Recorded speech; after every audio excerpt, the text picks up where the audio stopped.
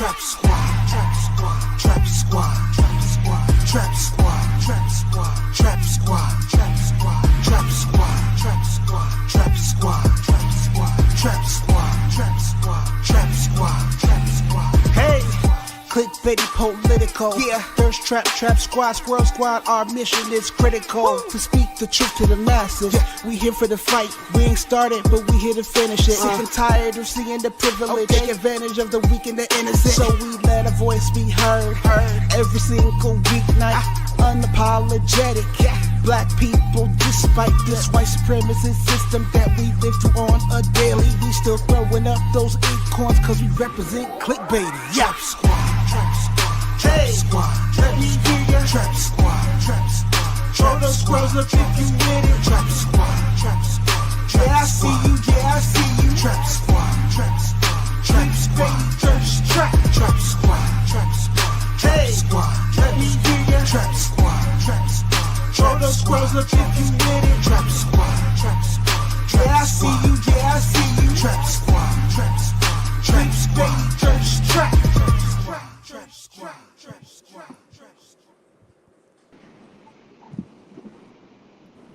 Gentlemen, Hey, welcome one and all to another episode of Clickbaity, Political Thirst Trap. We've been gone for about 2 weeks, but we're back all the way live. I'm joined by my partners in crime, Mayor Mondale Robinson and Pastor Benjamin Dixon. We want to show love to Mayor Mondale during his healing period and making sure that he is up and strong and not hurting himself too much. And also, before we get started, I want to give a shout out to my mom, Dr. Bobo. She had a heart surgery. And I don't want to put all of her business out there, but you know, because if y'all know my mom, y'all know she don't like her business out there, but she's doing very good right now and recovering well. Shout out to the family. How y'all gentlemen doing? Mondale, it's nice to see you, brother. What's going on, guys? It's good to see y'all too, man. And it's wonderful to hear the news about your mom doing great. And it's also, I was like, how far you gonna go before you do HIPAA violations, boy?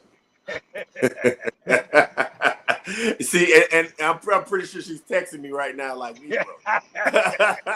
keep my business out the streets. Yeah. Mondale, man, hey, brother, it's good to see you too, man. It's good. You're looking good, man. You look like you obviously not in the hospital anymore, so you've been out and how you recovering? Because I know you still got some time to get back to full. Yeah, man. I mean, listen, I made a conscious decision, one, to take myself off those pain medicines. I'm not gonna be on pain medicines for another year. So I can end up addicted to pain medicines. I'm still in the wheelchair. Of course, I'm gonna be in there probably until next year sometime.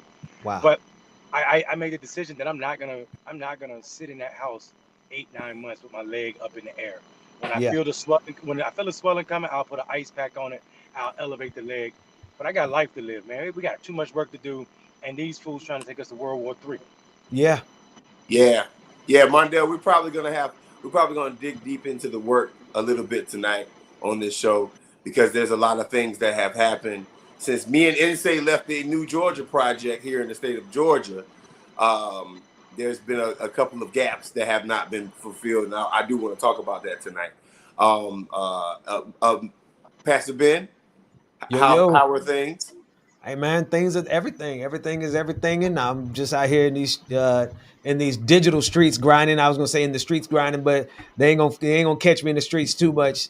But yeah, man, I'm just pulling stuff together, working on family and working on projects. So I got nothing to complain about. God is good all the time. All the time, God is good. Yes, sir. Yes, sir. So listen, gentlemen, I think I want to lead right now because I don't know if you guys have seen, but I've been pretty active on dropping shorts on these channels recently, specifically on the Clickbaity channel and Marcus Farrell Live channel. Being engaged is kind of cool.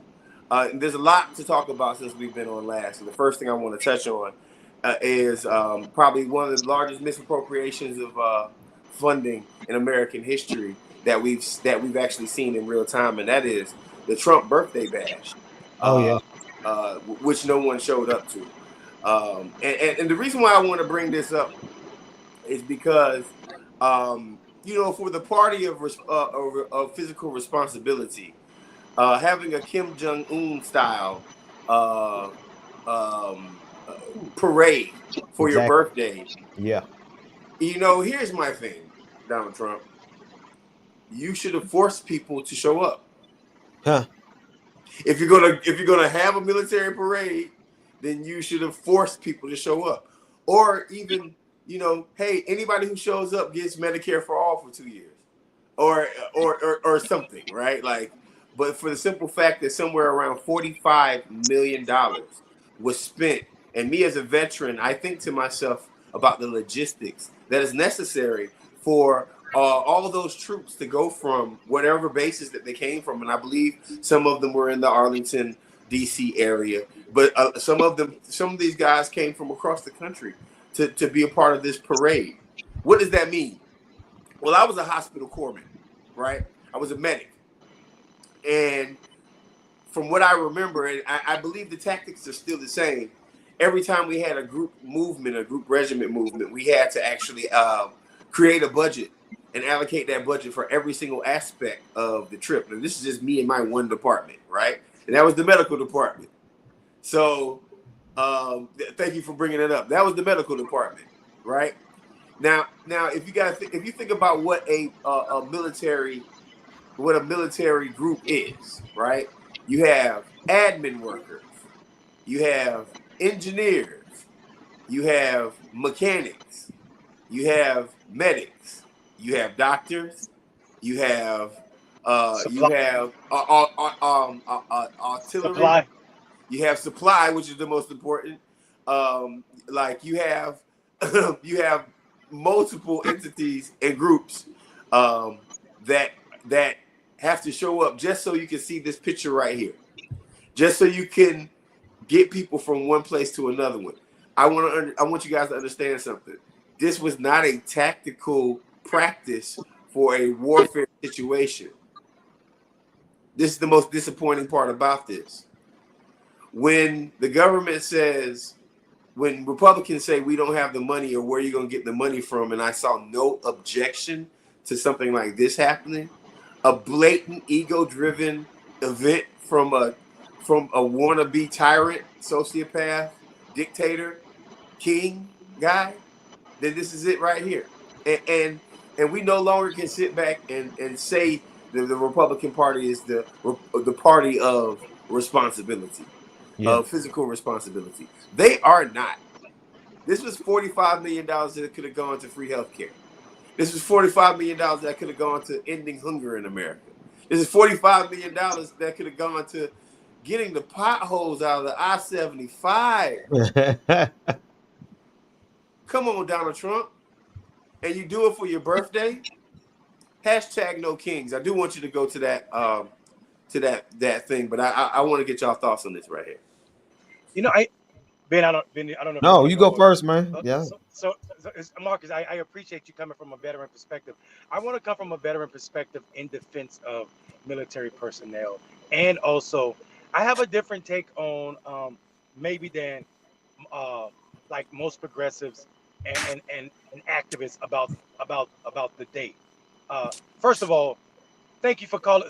The media has bought into this idea that it's a Trump celebration of the 250th anniversary of the Army and not his birthday, Marcus. So I appreciate you naming the fact that that was a Trump birthday celebration.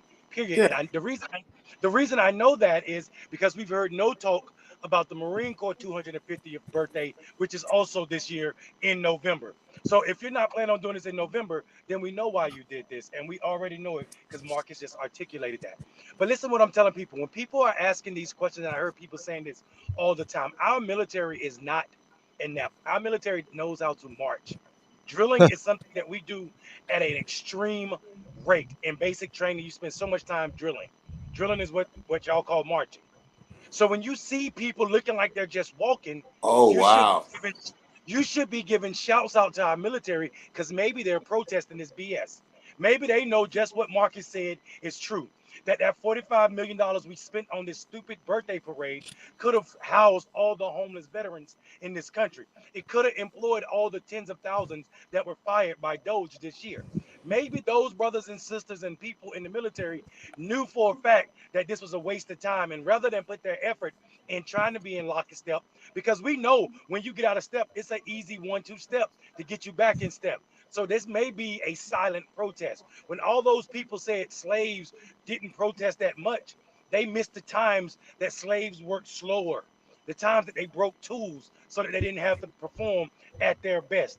And I think maybe, not all, but maybe some of these people in uniform were just out there walking to show a sign of resistance in a way that they could without being subject to the NJCP, right, Marcus? The Yeah. code of military justice. So I think some of us may just be seeing people walking because that's the intent that these brothers and sisters wanted us to see. Now, what I will say is, people on our side celebrating the 5 million people protesting, I want to mind you, what you saw were protests in massive blue spaces. So Democrats shouldn't be tapping themselves on the back. 5 million people showing up is not a small feat for sure. But I will say this, I bet you all 5 million of those people were super voters. I would have been super excited. I would have seen organizing power if I would have seen them organizing 5 million people in rural spaces. 5 million people in democratically heavy spaces is not a big deal to me. If they would have had these no king protests in rural spaces throughout America, throughout middle America, then I would have been like, oh, something's a brew. Something's a brew here. But what I saw was the super voters, 5 million super voters, and we know Trump, 70 plus million voted against Trump. So I caution us to celebrating too much of, move on and indivisible turning out their base and telling people, what are we going to do? Malcolm Kenyatta is celebrating, the Democratic Party is celebrating that Malcolm Kenyatta won 2 elections to be vice president in 1 year, but they ain't told me nothing. And Malcolm Kenyatta himself, as a black man, ain't responded to me what they gonna do, not to try to sound like black men by spending 20 million on syntax language, but what you gonna do really to reach black men to make us know that y'all ain't the stupid party that y'all looking like right now. Looking crazy all in the face, man. But Yes. Monday, I'm glad you picked up on what I'm seeing. Because having not served, I want to tread carefully making these types of observations. So I'm glad you made the observation first. But these good brothers and sisters and gender And look at the one in nonconforming the back. Look at the individuals. one in the back right there. I'm sorry. I'm sorry. Say it again. You got people turning around in I'm formation, sorry. I'm dog. sorry. They took they hey they phoned it in, man. But you gotta rewind, man. Look at the Wait, one in the how far back. back you trying to go? Just a couple seconds, bro. Just a couple seconds. Look at the one in the back. Oh, continue, Ben. I'm No, sorry. no, that's the whole point, man. They really are phoning it in. They're like, hey, we're gonna go out here and go for a walk. Yes, and yes. and my question, I mean, and I'm glad you brought up because I wouldn't know. Like I do, you see any kind of military training video, you see them out there drilling, you see them out there going, right? And that and in my mind, that's a daily part of PT. That's part of everything, just regular discipline. And looking at these distinguished soldiers here, I'm like, they don't care, not one bit. They don't. And even further, I love what you said, that this is their way of protesting, because honestly, the whole thing looked like a mess. When you compare this parade to what Kim Jong Un does, to what Vladimir Putin does, like, their soldiers be out there so precise, like their life depend on them. Soldiers don't get out of lockstep. They don't miss a beat. Every foot is raised the same height. Every uniform is. They didn't even put on their dress uniforms. They I mean, in their fatigues. And you think about, just picture, like, as a matter of fact, I'm gonna do that before I just talk about it. I mean, just picture what they do in actual dictatorships. And it's a good feeling to see that the military is like, we're not about this. And Well, Donald well, Trump can order us to come, but that doesn't mean we got to perform. man, Yes. Ben, if I may, there's one thing I want to say about this. First off, the United States Navy, shout out, go Navy, right? The United States Navy, when we march, when our POC goes and starts calling out our cadence, shout out to the U.S. Navy, shout out to the Marine Corps. I've marched with both. 1, 2, 3, 4. Are there for you? 1, 2, are there for? I know a little singing might sound a little bit off, but the reason why I bring it up is because there are a lot of people who serve this country proudly, right? And I don't think people understand how progressive people are in the military, because the military forces you to be progressive. Now, you might be a Republican, right? You might be a conservative, but while you're serving in our United States military, you are acting in progressive ways as a soldier, as a comrade. Why? What makes you progressive? Well, you have to look out. You have to look out for each other, number one, right? Yep. Hey, they stay skipping. You have to look out for They each skipping. other. They Hey, most static. number two, and this is very important, man. Like, you got white people and black people from different, and Latinx folks, Latino folks from all over the nation, all over the nation, coming together, taking parts of their society and culture and having to be in small spaces with these folks for years and months at a time. It turns you into a progressive person because you automatically start taking on parts of culture that was not necessarily something that you grew up with. You find out a lot about yourself in boot camp. You find out a lot about yourself when you're getting yelled at. And let me tell you something. Some of the best steppers on the planet is a recruit fresh out of boot camp. Do not get that twisted. I don't want this to be a bad representation of the organization of the United States military and our fighting members of the force that once you leave boot camp, when you're fresh out of boot camp.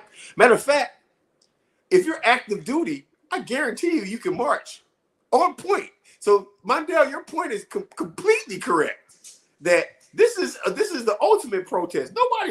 Nobody walks like that right there. Like, and here's the thing, Mondale, can you already hear the conversations that happened on their way there? Yeah.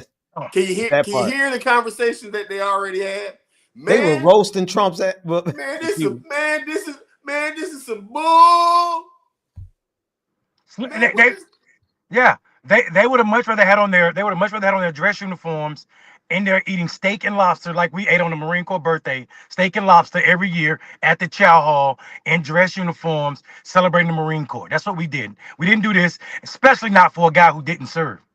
Yeah, and y'all had a ball also, right? Like, yes, sir. It's the Marine Corps ball. A much cheaper. Like, if the Marine Corps spent over $3 million worldwide on their balls, I'd be surprised. We're the cheap branch. We didn't want to send money back to the. We send money back to the Department of Defense every year, or we used to when I was in. We take old tanks that the Army didn't want and fix them and use them. That's what the Marine Corps was for. Cheapness. That's right. Marines always ride on Navy. That's what it stands for. My ass riding Navy equipment. Yeah, that's what Marines stand for. Ben, would you do me a solid and go over to Marcus Farrell Live and please play that video about Donald Trump that I have made? Another short coming to you all the way live from Marcus Farrell. But go ahead. Marcus, before we go to the short though, Ben, I love that. I love the way you showed North Korea and then went to this march. Look at this whole right. Look at this whole left. This whole left squadron is marching in a different cadence than the rest of them. Like on that row you just showed, that to me is, if you've ever been in a battalion style march, there's no way in the hell. And they're on the side with the guide, like the flag is on their side. So if you look at that left squadron, they're like their right foot is. Man, they're just not there, Ben. Like you said, they phoned it in, bro. Like they literally said, I'm gonna go out there, but the idiot we marching for don't even know what formation is, so I ain't gonna be in it. And you know what? I'm not really mad at these brothers and sisters, because what I'm saying is this is people calling it sloppy. Look at them guys. That guy right leg is moving with that guy's left leg. That is never a no. That's on purpose. That's on purpose. That's on purpose, bro.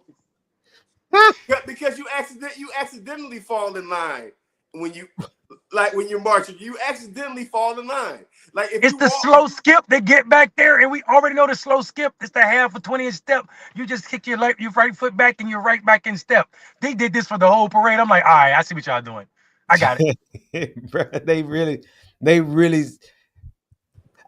know what's beautiful about this is that this wasn't just the truth. This came down the chain of command. Come Like, on ain't now. nobody getting no reprimand for this. Ain't nobody getting. Everybody was in on it. All of them were like, "We're gonna go," but that don't mean we got to show up. And that's exactly what Well, happened. I mean, Man, think about this right here. Fred, bro. You've been in the military for you're a 4-star general, a 3-star general, a 5-star general, right? You've been in the military for 30 to 40 years of your life.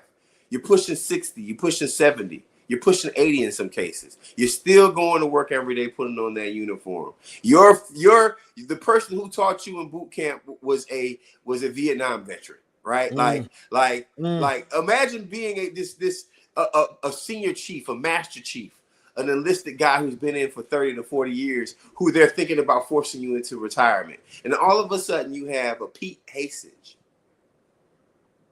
Hey, Marcus, Word's Bond was in the military. When we was in basic training, we used to do those in the Marine Corps. We had to do this, the long march that we had to do. We had Coleman Yeah. with us, bro. When we did that long march, people were asleep. Just they would tell it to their brother in front of them and just kept walking.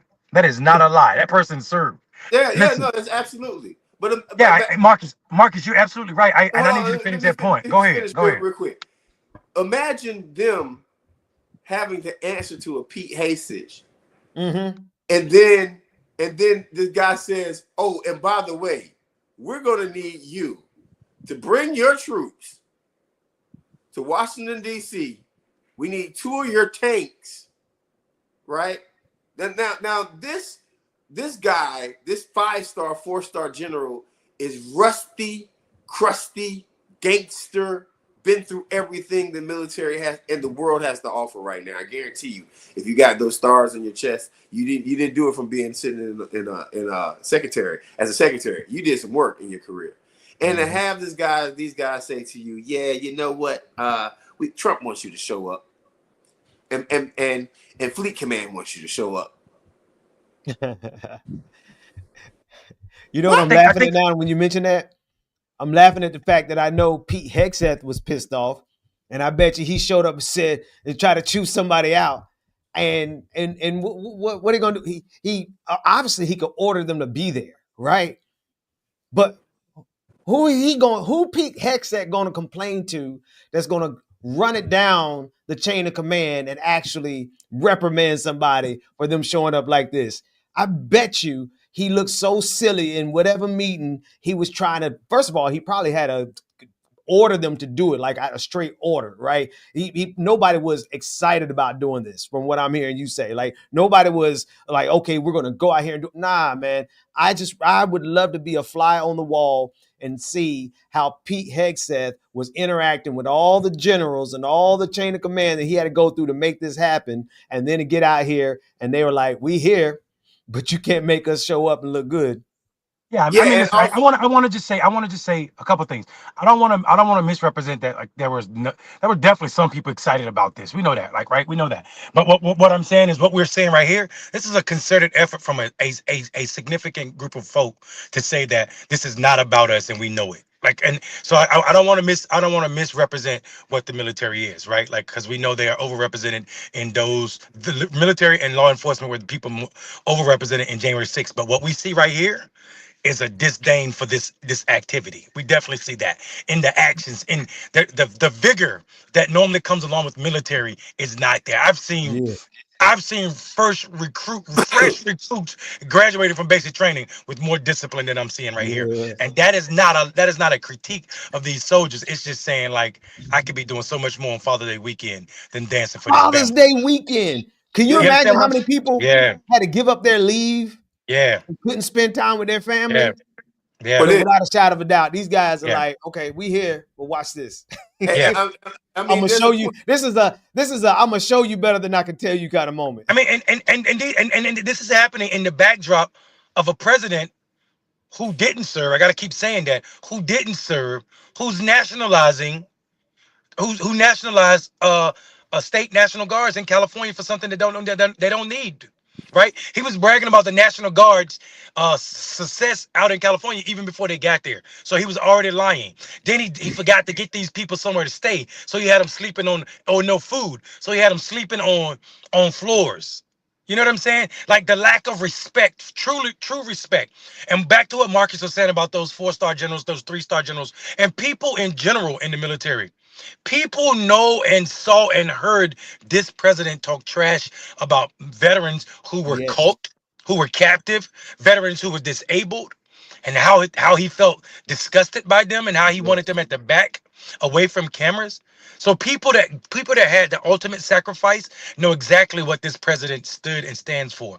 So I think some of that has to do with that, and I don't think Pete Hegseth has a apparatus that could have checked anybody, because what would have went viral quickly if he would have had something to say to a general or admiral or a soldier about their performance on that day, because it would have been disgusting and it would have been known. Mardell, before we get to this video, you just made me think of something that is very important that I think we're all forgetting. And I always mention this on this show, but it just got proven in real time by watching that last video. United States military members are citizens of America. Facts. Follow what I'm saying?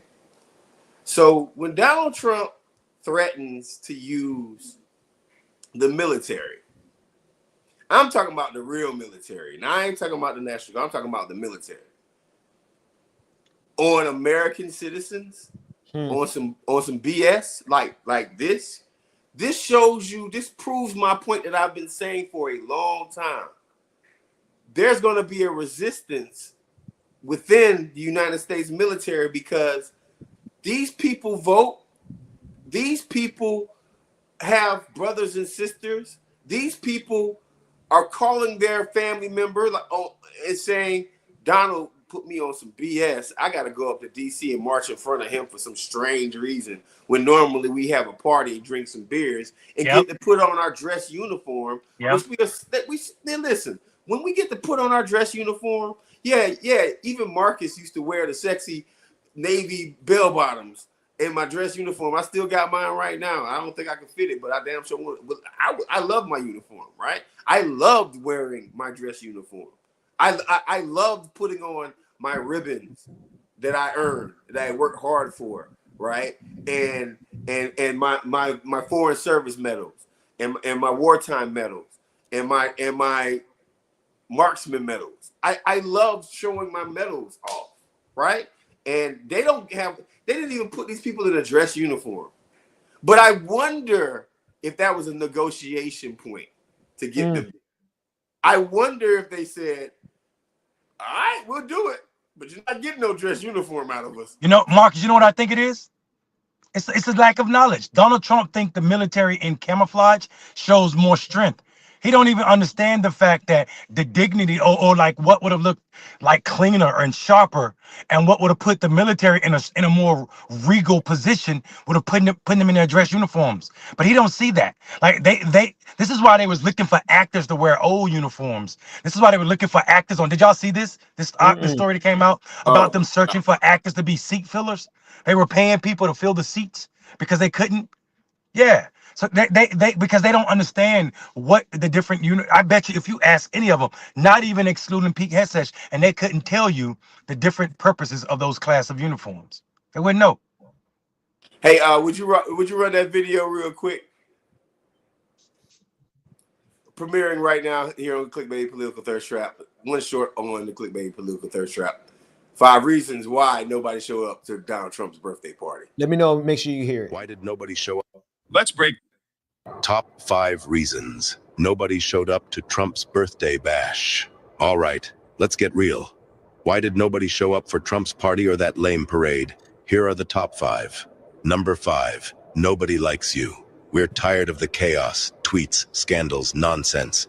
We've got bigger problems, like the economy crashing and inflation eating our paychecks. Sorry, not sorry. Number 4, the whole thing was just lame. Who thought a parade and birthday party was a good idea?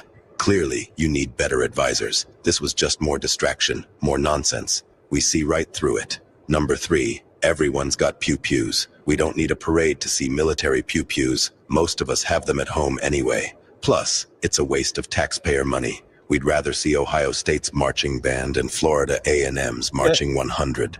Fun, family stuff, not political drama. Number 2, we've got better things to do. The economy's a mess, and we're busy hustling, scrolling, trying to survive. Celebrating your birthday? Nah, we're just trying to get through the day. Number 1, we're not North Korea. We believe in freedom. Hashtag no kings. We're not about kings or dictators. That's why your party flopped, because we believe in democracy, not tyranny. And that's it. 5 reasons why nobody showed. Next time, maybe try some humility and leave the parade to the pros like Young Boy or All American. Peace out. Top 5 reasons nobody. Shout out to AI. He said, "Shout out to AI." Shout out Yeah, to AI. it was a sad situation watching some of those. Well, first of all, did we see what the disgusting nature of Fox News, like the level they're willing to go to trick their fans or their followers or their No, people I that didn't see watch that. their show? So did y'all catch it? Fox News, Fox News added applauses so it sound louder. Compare. So it was someone found clips on PBS and other stations and compared it to what was going on Fox News. And Fox News had the clap and applause for Trump elevated so loud that didn't really happen. So these people are being fooled with this level of propaganda. The only difference is North Korea's propaganda looked better than Trump's. And I think what happened, what we're watching right now, what the AI just said on Marcus' channel is it is a distraction, but the distraction is dangerous. Let me tell you what I mean by dangerous. We just watched Russia move, Yes. uh, move military personnel close to America, meaning Alaska, right?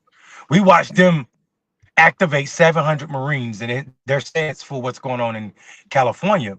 But some people might not know how the map works. If you freeze the western part or the northern part, there's rivers in California, Wine Valley called Russian River, right? And that's because a lot of Russians came down through when it froze and came over, right? So we have up there, up north in the northwest, we have Russia sitting close to us, as close as they've been in a long time, with military gear that's nuclear capable. I'm not saying it is nuclear, it's carrying nuclear weapons, but I am saying the capabilities there. We have Donald Trump within 2 days going from we had nothing to do with Israel's attack on Iran to saying that we know where the Ayatollah is and we're Yeah. not gonna take you out right now. That's a threat that America wouldn't take kindly. And secondly, we're letting Bibi Netanyahu drive America into war with the same lies that he's been telling since 2012. Yeah, man. Hey, Mondale, brother, I gotta tell you, man. Ben Mondale, Bibi is more powerful than any congressman that's ever been elected. Oh, yeah. America, right? He has more power in America than anyone else. But I want to bring up, I want to bring up a point. This is a very important point. Trump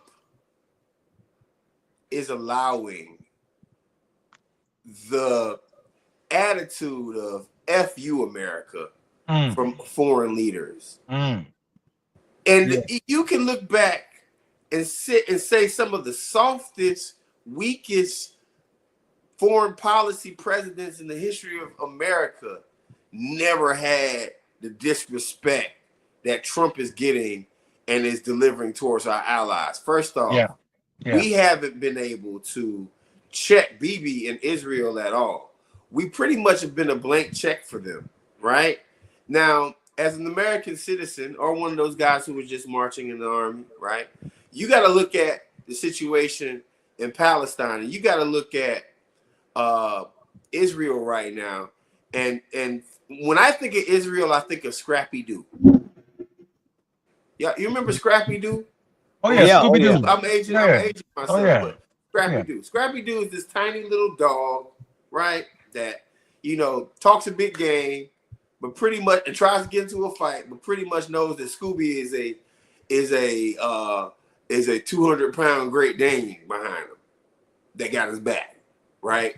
And nobody really wants to mess with the 200-pound Great Dane, but so he's going to talk as much noise as he possibly can. Listen, I'm gonna tell you something like this right here. Israel's foreign policy stance is absolutely horrible. Right. Israel might have barked up the wrong tree, and Tehran is about that life. Like they don't like, and I'm not sitting up here being a fan of any group of them. But Tehran doesn't care. Like, if you think for one single second that they are afraid of sending them bombs over Baghdad right back to Israel, they already showed it. And here's the thing. I don't think Israel thought this thing all the way through. I think that they thought that, okay, you know what? We can just bomb these brown people across the way, and they're not going to do anything about it because America.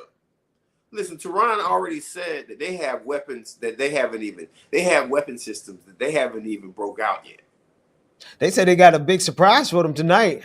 Yeah, but here's the thing. Whose fault is that? Benjamin Netanyahu, the Likud party, Zionism. Yeah, Zionism. Donald Trump. Whose fault is that? And if we end up in a war right now, which I do not want to be a part of it, but if we end up in a war because these white men can't keep their phallus in their pants politically, then it's not only is it a shame, but we need, like, the next president needs to end relationships with Israel. I'm sorry. The next president that we have that's not Donald Trump needs to officially end our relationship with. I'm sorry, I said, can I slide something in real quick? Go ahead. No, you said pause too. So I thought I had said something. No. Okay. I guess I was the only one who heard him say it. He's got to say pause after you ask the man, can he slide something in for a minute? There you go. But no, I just want to highlight something you said, Marcus. We so stupid.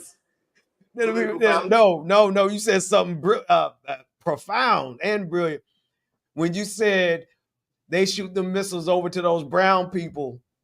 Makes me wonder how you got non-brown people in Palestine. Say that. I can tell you how. In the middle white of people Middle decided East. they needed the white people over there. Listen, Marcus, let me say something to you. Benjamin Netanyahu exists the way he exists because of America. America is the problem with the Middle East. We could have been nixed this problem. Donald Trump should have never made Jerusalem. He should have never made it the capital of Israel. He knew what he was doing. Donald Trump is a problem for Benjamin Netanyahu. And here's what it is. In America, Donald Trump is probably the most powerful person. Outside of America, he's the entire world knows he's a weak politician. Yeah. And literally, world leaders know that they can play with him with a compliment. You can own him. Right? And if you look like you're strong, like Israel dropped all those bombs on Tehran and other parts of Iran on the first night of bombing, and that to him, he's like, oh my God, look how strong they look. So now he's saying we can do this. We want complete surrender of Tehran. What are you asking? What is complete surrender? Like, and Israel keeps saying that Israel is surrounded by people that want to wipe it off the planet of Earth. There are 56 Muslim countries that are part of the Arab Committee, and all of them said if Israel recognized Palestine with a two-state solution, they would guarantee Israel's support. These are Muslim-speaking countries. So that is telling me that Benjamin Netanyahu and Israel is keeping the war going because they don't want to recognize Palestine as a country. Because when you recognize Palestine as a country, then you also are saying that those illegal settlements in the West Banks are acts of war. When you recognize Palestine as a country, then you recognize what's going on in Gaza is absolutely a humane crisis. Yes. And they don't want to do that. Also, it would also require America to say what the rest of the world is saying, that Benjamin Netanyahu is a war criminal. That's right. And we are weak. We are weak as feathers when it comes to Israel. And it's only because of America's love for her white folk all over the world. America, Britain, and other European nations sent those white people to the Middle East and said, look, y'all can take some of Palestine. People forget that in some of these people's lives, there was no such place as what they call Israel right now. That was Palestine.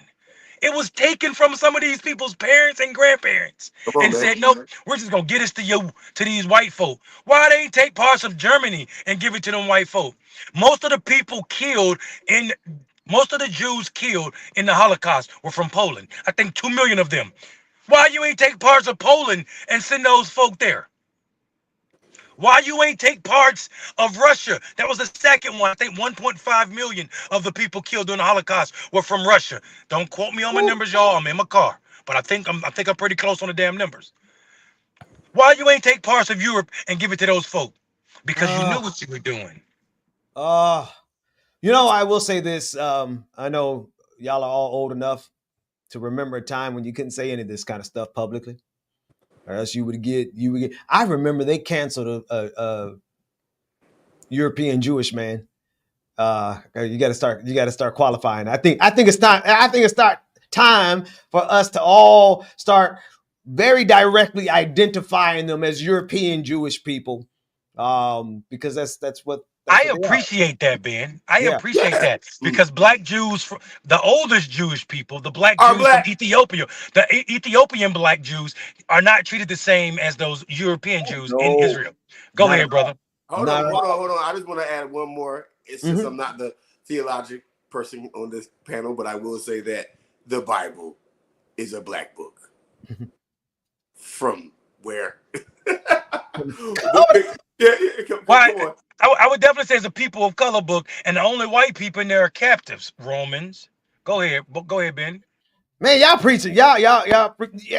There was a time when you couldn't say any of this publicly, so much so that there was this European Jewish man in South Florida who called out white. He was a Democrat, and he called out Republicans and evangelicals. And he said the only reason evangelicals like Jews is because they expect all of them to gather in one place and get killed in a war so Jesus could come back. And do you know they canceled that Jewish white? He lost his whole position in the Democratic Party, and like a Jewish man saying this about his ostensibly his own people, ostensibly getting canceled for pointing out a truth about the relationship between the United States and Zionism and and the Jewish people. Oh Lord, I'm doing air quotes with them now, but nah, man, this might be the only silver lining in all of this, is that there are people now, a lot of folks, like if they expect to be able to put Pandora back in the box when it comes to the truth about Zionism, oh, they're gonna have to kill like half the planet. My Don't get me mind. wrong, they would My like mind. to try, but it's gonna cost a lot of them to get killed too. I agree 100%. Listen, I love Marcus. I'm just gonna say this, and I'm shut up, let you go. I love the fact that Benjamin Netanyahu can't travel freely everywhere because in some places he's a war Oh criminal no. looking to be arrested. All that. Hey, listen. I'm gonna age myself, but like I think all three of us are somewhere close to around the same age range. So we're gonna keep this rocking by saying like this right here. Us three, unlike a lot of the young folks that are in the game doing this podcast work, we were a part of the 80s. And one of our first, I can guarantee, I don't even have to ask them because I know for a fact that they both went through this also. One of the first political things that we saw as young black people was the issues that we were having with apartheid in South Africa. We grew up watching Nelson Mandela and the Afrikaners try to take complete control of black folks, and they did that. They had the backing of all the European nations. When I tell you what Israel is doing is worse than what they did to the Afrikaners, and when I tell you that the ethos of love, peace, happiness, and caring about another human being has completely, like, we had it better in the 80s than we do right now. When I tell you that the media has done such an amazing job. I was on a TikTok last night. If you haven't followed me on TikTok and you're on there, it's Marcus for America. I was on TikTok last night and I was listening to a bunch of Zionists. It was the first time that I went on a live and I was listening to Zionists try to explain their treatment of Palestine, their thought process around the bombing of Tehran and Tehran coming back at them. And when I tell you that it's almost like they have to operate off of the fact that the fairness doctrine was taken away. How They that have, work? like, if you're a Zionist or you're MAGA at this point in the world, you have to operate under the auspice that no one can check you in real time on your network. Because what they say about the human atrocities, we would not have allowed in the 80s if the Afrikaners had did that to black South Africans. So In much the so, 80s, so in the Marcus, 80s, so much And so. the reason why I say the 80s, hold on. And the Yeah. reason why I say in the 80s is because the 80s was fresh off of the 70s. It was The a 70s was turnaround. fresh Yeah. off of the 60s. That's right. Like, just follow what I'm saying. Yeah, no, America I'm at that point was like, okay, maybe we do have a race problem over here. I'm not sitting up here saying that they fixed it. They did. They definitely went around it. And that's one of the reasons why people don't realize the fairness doctrine was taken away, because you had to tell the truth about race in America. You had to tell the truth about in the media. You had to legally, if you consider yourself a news broadcast, tell the truth. Now they can actually get away. That's right. They are getting away with spreading lies. I mean, Adding applause to Trump's parade on live TV, dog. You're right, Marcus. I want to say people need to understand what was going on in the 80s. It was so, what Marcus is talking about was so real. There's video of Joe Biden cussing out white people in America about supporting white Afrikaners over black Africans. And I mean, like, he was talking. Have you seen that? Have y'all seen that video clip? I did. I saw that. That is a powerful clip for anybody to watch. That's what Marcus is talking about. The moment that was going on with Joe Biden cuss out everybody in the Senate, and he basically is talking to people from the Bush and Reagan administration, I think, about their support of Afrikaners. And he's like, we don't want to pick, because the white guy says, well, we don't want to pick sides in what's going on in South Africa. And Joe Biden snaps on him, like, what the hell you mean we want to pick sides? We have sides. It's not to a racist white South Afrikaner government. It's to the people of South Africa, the black people who are being oppressed. And like, he goes in, that's the moment that Mark is talking about. America has never had that moment for black people. And it's crazy that Joe Biden had that moment for black people in another country, but not black people here. Yeah. So gentlemen, I want to put this one to bed because I do want to bring up another topic, and I think it's a fair time for it. Y'all have to excuse me. The sweat beads in my on my head because my air conditioner broke. Can't even see him, we can't see it. We can't see it, brother. Don't tell on yourself. Cool, yeah, already great. But my AC broke. AC guy, come by tomorrow early, 8 o'clock. I need you. If you're watching, please, bruh. So here's the thing I want to bring up, and that is because we've been off for 2 weeks, and a lot has happened in 2 weeks, and I think Clickbaity is the channel, the podcast that can actually handle this one. There is a bunch of ICE protests that have been going on since our last show. They actually started the week of our last show. They started that Friday, right? The ICE protest.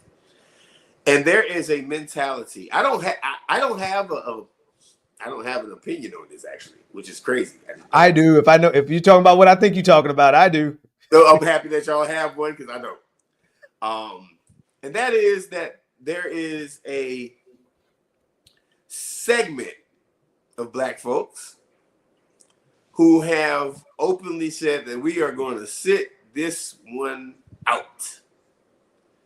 Now, I'm going to give both sides of the aisle argument here on this one right here, so we can just be fair. There is the segment of brothers and sisters that are saying we're sitting this one out. They're saying that to me for some legitimate reasons, but also it's also missing a point. But that's neither here nor there. They're saying that because they feel like the Latino community hasn't shown up for us the way that we've shown up for them. Black women, in more specifically, have taken have tied in their thought process from December of 2024 when these sisters have been saying, hey, we tried. Now we're going to sit this one out. And the famous meme that we saw of the sisters sitting on the building while the earth burned and they're drinking coffee, right? And that's the mentality that a lot of black folks are having about this. To me, one of the only legitimate things that I do hear, that I do feel about what they're saying is, and I heard one person say it, and that's this. If we do show up to the protest, they're going to get a lot more violent a lot quicker. Yeah. That's a fact. Because police officers, they are waiting for black people to show up to an ICE protest just so they can start using real bullets instead of rubber bullets.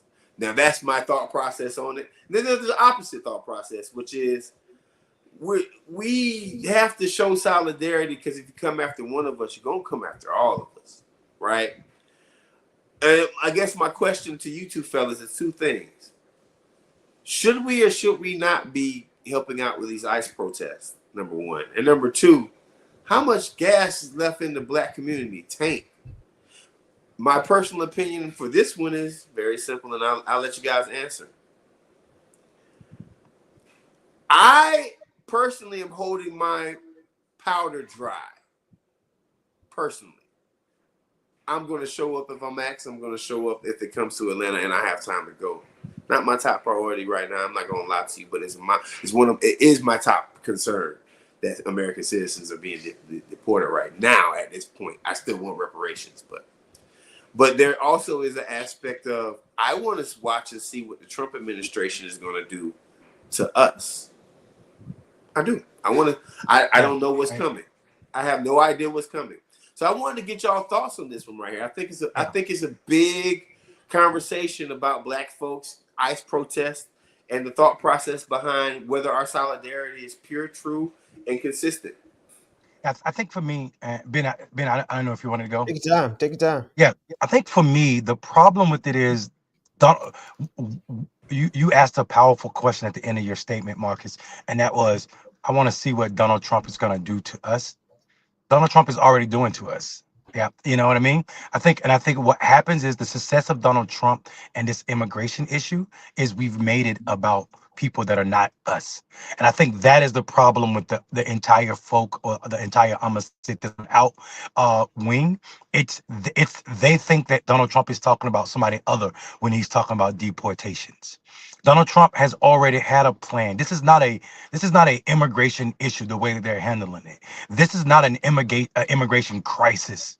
This is a constitutional problem that is directly affected or directly connected to what it means to be black in America. It's the due process issue, and it's also the 15th Amendment. I'm sorry, the 14th Amendment issue. That's right. And I think if we're not talking about this moment in that context, then Donald Trump and his side is already winning and successful at what they're trying to do. Having people that are directly affected. There's no we are next with black people. Black people were first and consistent problems of oppression in this country. Like, it didn't stop because they're doing this. Don't think that they're not deporting black and brown people alike. This is not a brown person. This is not a Latinx issue. This is all of our issue. If you care about due process and what it means, because if they are successful at suspending due process for these people that they're kicking out of the country, they're going to be successful when they point it at the next group of people. Not to mention that there are Afro Latinos, there are also black people, black immigrants that are being snatched up and deported. We saw the brother who is the #1 TikToker in the world get snatched up simply because some white person called ICE about him.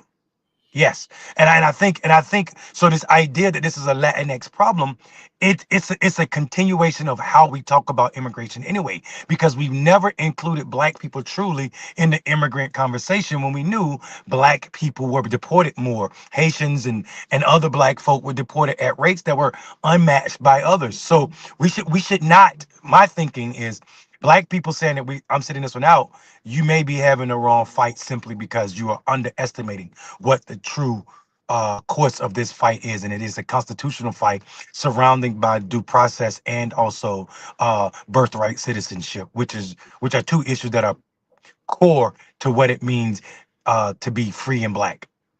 Mm, mm. You know, all of that,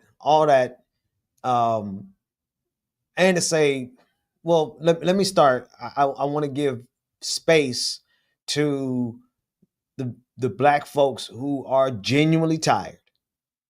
Okay. We will recognize that, acknowledge that, make room for that, and pray your speedy recovery. But for those for whom it has become a brand, and you selling T-shirts talking about getting rest. Okay, I see you. That's fine. It was fine up to a point, but then for you to take your black platform and your voice and inject it as a counter vector, a counter force against what's actually being done. Hang on, before I go off in that deep end, let me acknowledge the many hundreds and probably thousands of black folks who are already protesting in these cities already, right? And that's the funny thing about it. You got people online saying we getting rest while black people in the streets are out there protesting and putting their bodies online like we normally do. Say that, brother. Say that. So what we're seeing is Some of them never the left. juxtaposition, if I could use my $5 SAT word, the comparison and contrasting between people who actually do work and people who do branding on the internet. And so for those people who are doing branding on the internet, it was cool after the election because everybody was tired. I wasn't, but I had strategically rested about a year before this all started. So I get it. Everybody needs a break. Fine. Then we moved from the literal rest that people were getting, and we moved into the branding and the commodification of the very concept of rest. And now you have these people with these platforms who are now built that platform off the concept of rest, and they are now injecting that as a countervailing force to blunt the momentum of the people taking action against this American Gestapo called ICE. And y'all niggas think these crackers ain't gonna come after us next? They got to be some of the most insidious forms of black Judases, because at least the other black Judases are outright just clear about what they're doing. They're taking money in order to divide us. All right. But now we got people who are pretending on a higher level. I mean, this is higher to me. This is a higher level of insidiousness than even Tariq Nasheed and them. Because you're taking the very concept of, oh, I am on the side of black liberation. I'm on the side of progress. I'm on the side of humanity. I'm on the side of, I would support you immigrants, but I'm just tired and I'm just getting rest. And now you're using that in the same exact fashion as the rest of them who are trying to divide and conquer. We can really go back to the whole beginning of this show right now, or at least maybe the second topic when we start talking about Israel.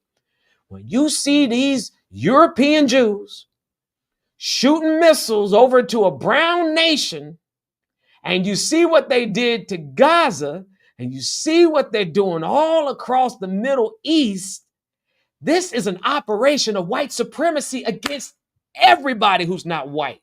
Mama. And so if we got black folks who is so dumb as they are going to use the notion of getting rest, which is holy and sacred to God, and you're going to flip that and use that as a means of undermining the move of God, which is liberation, use a bigger devil than white supremacists in my book. But for those of you who are genuinely getting rest, by all means, take your break, take your leave. It's I would be remiss to not think about my experiences in Arizona. I spent 6 years in Arizona as a citizen out there, as a resident of the state, as a resident of Phoenix, Arizona, right downtown in Midtown. My friends, like not in the white people I got black friends with. Nah, my brothers. I got some brothers and sisters out there who are Latino people, Mexican American, Native American, which by the way gets like you can't tell the difference really, honestly, when it comes down to just looking at a Native American and a Mexican American. In some of these cases, man, you don't know, you can't tell, especially some of the Tucson area natives, right? Who are natives, but they look like they are straight Aztec or straight from Mexico. And the fights that we've been a part of, and they've been a part of, and the love that they've shown. Now here's the thing. We also have to be very careful about grouping in certain folks, right? Like let's have an honest conversation. If we're talking about Cuban Americans in South Florida, they can be problematic. I don't care what nobody. I don't care what nobody says. I don't care what nobody says. Y'all can get mad at me. Y'all can call me out. but Cuban Americans in Miami are not the same animal as the Latinx Political animal. folks. Political animal. Yeah, political animal as the Latinx folks Absolutely not. that are in Texas and Arizona and New Or Mexico. in some cases, right? Right. Right. And I'm not generalizing all of them, but there is a whole lot of them that have effed around and found out recently that their political ties to the Republican Party and their political ties to everything that is DeSantis and their political ties to everything that is Trump has not turned out and boded well for them, because to them you just another nigga too, right? No. And now you finding out the hard way. The next thing I want to say on this issue is like the conversation that's getting had about having like black jobs, this Trump thing, that like the jobs that we're supposed to work. Let me tell you something, man. Let me tell you something. They're not taking black jobs. Because I want all the black people to look around your community right now. I want y'all to look. I want y'all to look, and I want y'all to see what a black job is supposed to be and what it's not supposed to be. We don't have an industry as it is right now. I live in Hateville, Georgia, which is literally 33, 33, 33. 33% Latinx, 33% black, 33% white. We are the most mixed city in Georgia. Town. We are a very small town. There's other cities that have it, but we have a lot. We when it comes down to the three major demographics of America, we're pretty much tied even. People from Honduras, people from all over Central and South America live in this town. I look at what they do. I look at what the black people do, and I look at what the white people do, and they are all different occupations. So what jobs are being taken? And when you find out what those jobs are being taken, please let somebody do a YouTube video on it. Somebody educate me on how the Latinx community has taken away black jobs, because I don't necessarily see black folks picking chili peppers and grapes and cranberries and oranges, and I don't see us having those positions. I don't see us even applying for those positions. I'm sorry. I also think, yes, it's definitely a fact. I also think it's problematic. Like it's an illogical way of thinking, and it discounts all of the problems that we had as Black Americans with America before massive immigration was a thing, right? Like, so what happens is when we limited our problems to, oh, they're taking our jobs, the implication is the only thing wrong with America is brown people are taking black people's job. Right. When black people have had the same problems, the same institutional systemic problems since we got here. And it ain't no, you can't tell me somebody is, and this is their word, not mine. You can't tell me somebody is illegal and they're also they're the part of the systemic problem that's oppressing black people.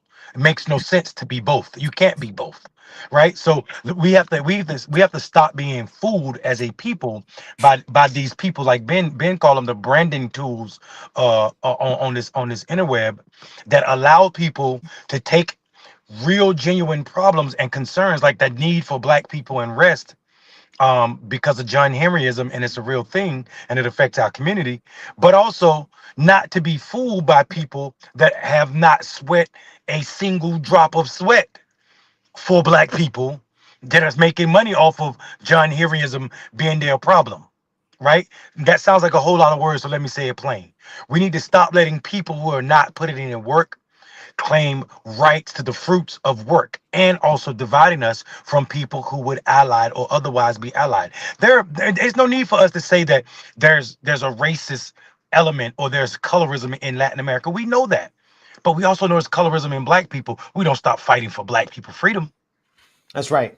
We know that problem exists because it is a byproduct of whiteness. Those who are trying to assimilate by any means necessary, by showing off that they got good hair or they got nice colored skin, all of that is a real thing in all of our dynamics. That is a byproduct of whiteness. we don't stop fighting for what's necessary. Mondale Ben, I do have one more thing to say on this topic, and I'm gonna leave it alone, but I do have to say it. Now, I've been supportive. I've been supportive. Okay, Barack. I know. That was a good one. I've been supportive of our Latinx Latino community when it comes down to not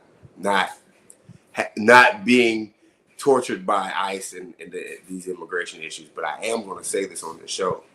Hey, Latino folks, stop acting like you white. I don't care. I'm gonna say that too.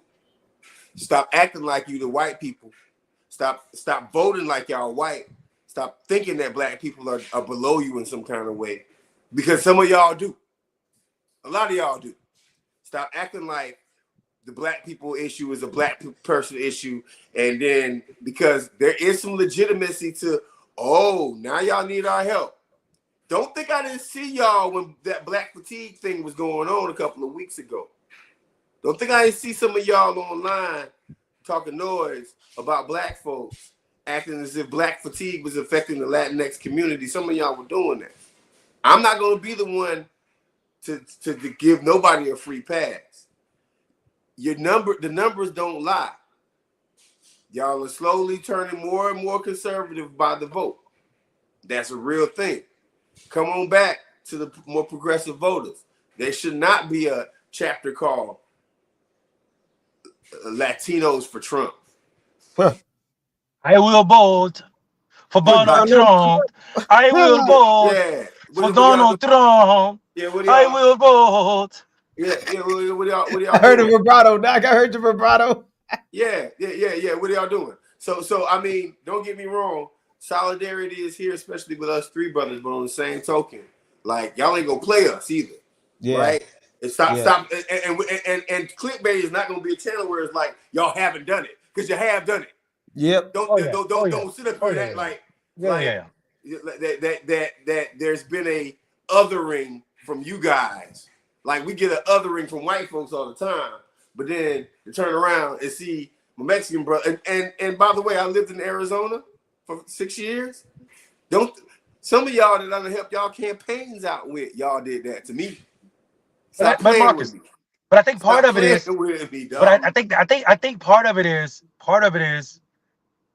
This is the like the immature nature of our politics, right? Like some of us, we forget that black ain't equal to Latin, and what I mean by that is black is a race.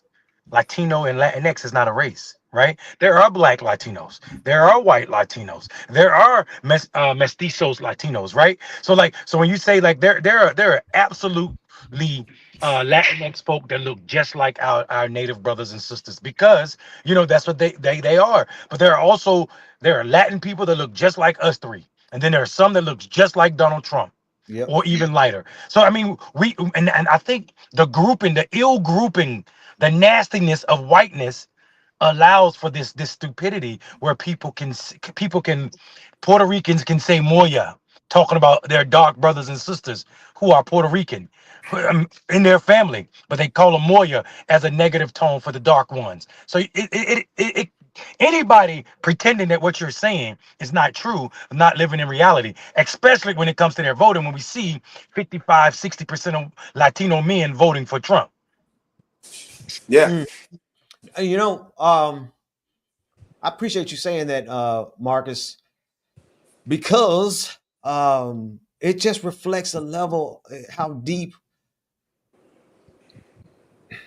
white supremacy is in everything, and how it don't even take a whole generation for you to forget what white supremacy did to you and your people, and the fact that you're going to always have people of every shade who are willing to pretend as though they're white. And I ain't talking about, the black tradition of passing back in the day to survive. I'm talking about people who think they're white enough to actually alienate their people and turn their own people in and turn on their own people. Wow. And you got that all up and down. Honestly, it's just in the Latin community.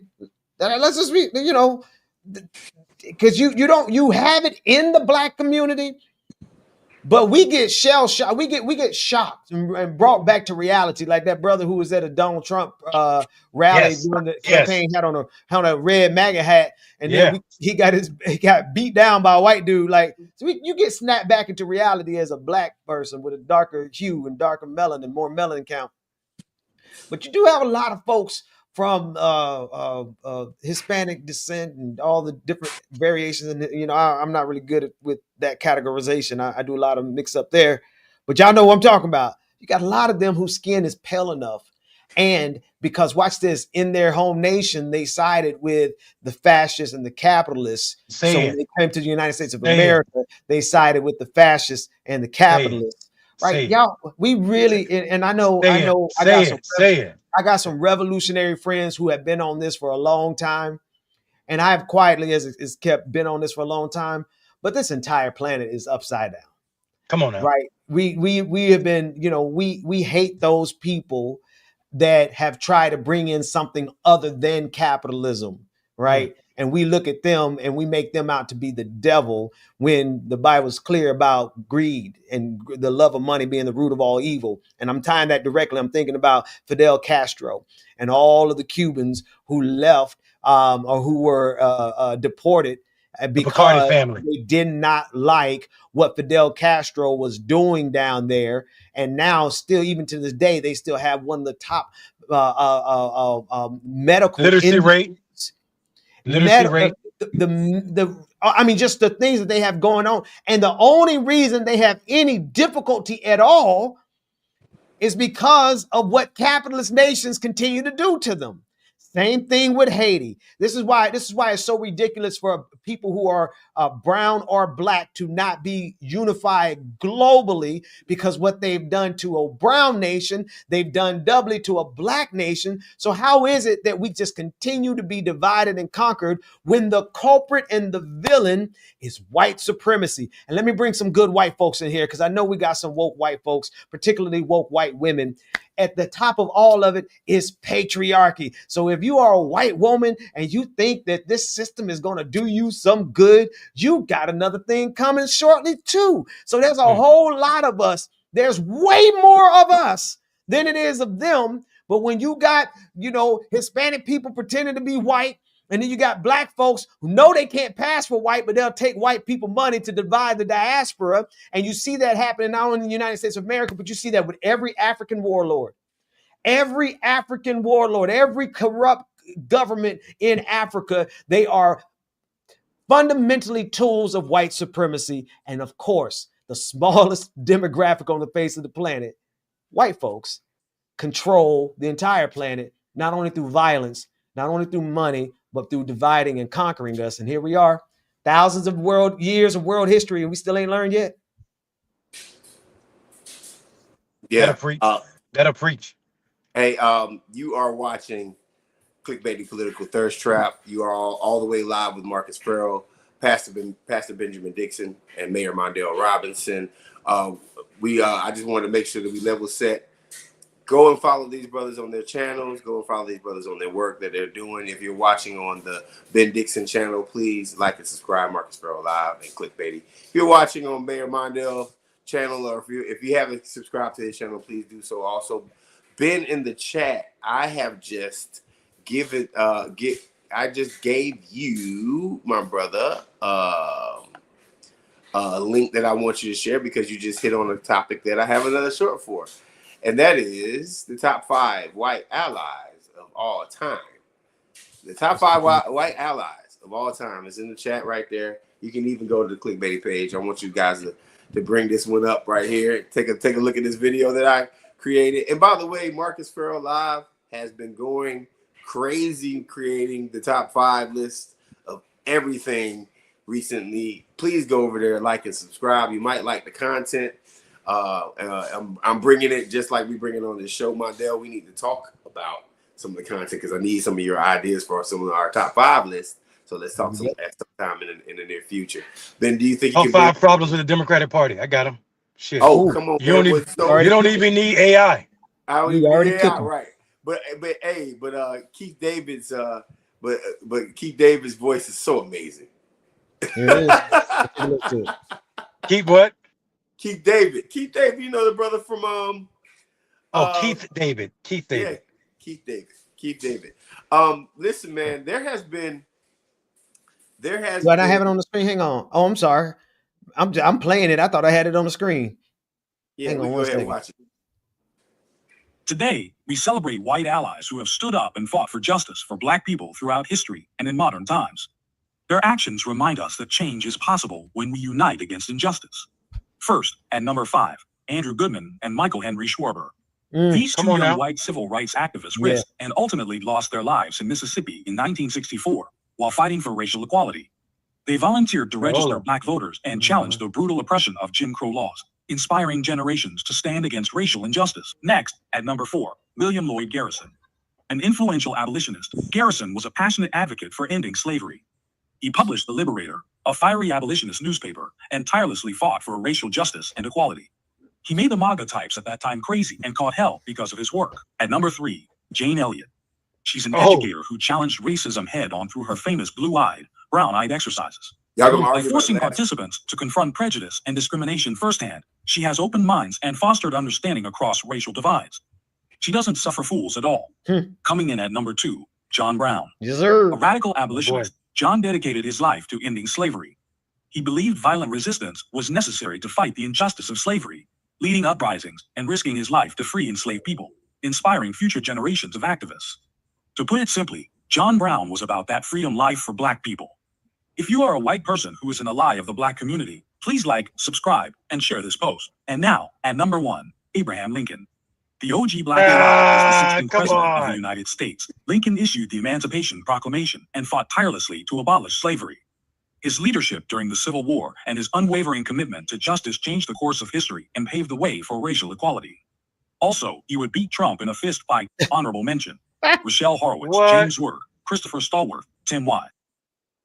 Today, you put Lincoln white over. allies who have stood You up. put Lincoln over Okay, John Brown.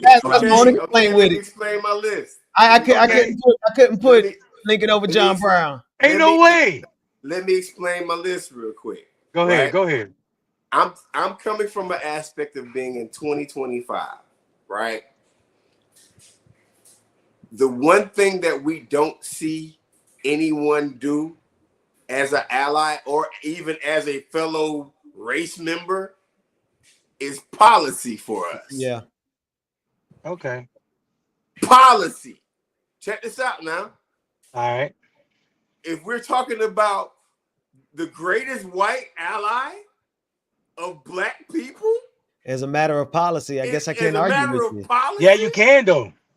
Okay. Who would be more? Who would be? I would argue that Lyndon B. Johnson touched all Black people. Lincoln's policies only freed those in Black people in states where they had seceded. Okay. So not in Delaware, not in other states, right? That's okay. No, that's fair. Here's my pushback on that. All right. The atrocity of enslavement. Yeah. To change that policy. And also, what is America? America is a capitalistic system. Yeah. Right? And he went up against capitalism to do it. Even before Lincoln, capitalism was the basis of America. Yeah. Lincoln stopped the capitalistic business model. He did. I think the southern economies. No, I hear that. I am not. I understand one of the, like, even if it was accidentally that Lincoln helped us out, I understand that Lincoln wasn't the liberator, pro-Black liberation guy. No, he wasn't, right? But when it comes down to, like, if we created an algorithm or a mathematic, like he has to be number one, because policy, atrocities, like there's nobody, like, if we scale this thing to what keeps Black people down, right? Right. Enslavement, human rights violation, he ended it. Also, us not being able to make money off of our work, even though we still can't. Yeah, and I think that's my argument. He didn't end the economic. He didn't end the economic thing. He ended slavery in a sense, but because of his policies and his murder, we also got Jim Crow. We also got we got plantations that allow. We basically got the prison system, the prison industrial complex that created a space where black people could just be sent back to the same plantation they were going. And because there was no economy for black people ended up a lot of the times working on the same farms for the same people that owned them for little to no pay. As sharecroppers. Sharecropper. Yeah. But what happened with Lyndon B. Johnson was economic. It was economic freedom that we had never seen, in that you could not discriminate against black people. You understand what I'm saying? Mondale, Ben. If the argument is LBJ, John Brown. I think John Brown first, dog. All right, so of course, right? Like, wait, hang on. Let me just say this, because real quick, because I'm gonna say why I agree with Marcus now. Very well, y'all know I want John Brown as number one. Yeah, but y'all know I want him as number one, but he can't be number one. He can't be, because the amount of black, Eminem on the cover, the amount of black lives affected. Yeah, I hear you. He can't be number one. Policy wise, right? Yeah. No, well, I mean, policy turned into reality also. Right. So my thing is meant to affect reality, and John Brown was straight reality with no policy. Like, so listen, and under your thinking, because I want to hear Ben's defense of you as well. And but in your thinking, Lincoln was the president of the United States. The Confederate States of America was a different country. They seceded illegally, but they seceded.